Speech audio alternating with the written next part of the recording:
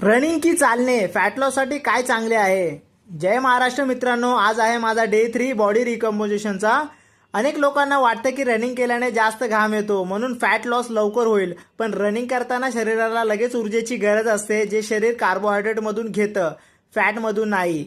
चालणे किंवा रनिंग या उलट वॉकिंग शरीराला हळूहळू ऊर्जेची गरज असते आणि त्यासाठी शरीर फॅट मधून ऊर्जा घेते, त्यामुळे वॉकिंग करणे फॅट लॉस साठी अधिक चांगले ठरते। व्हिडिओ मधून मला एवढं सांगायचं आहे की केवळ घामामुळे फॅट लॉस होतो असा गैरसमज ठेवू नये।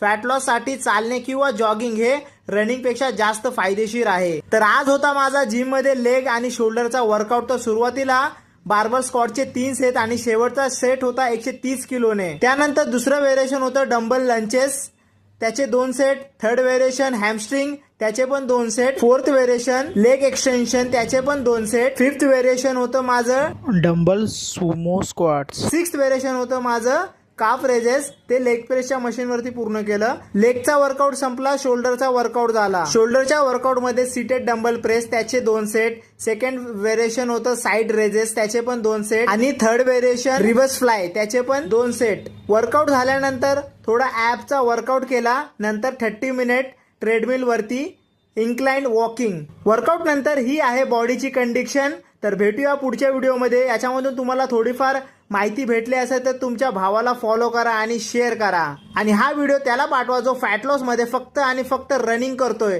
आणि ॲपचे स्वप्न बघतोय।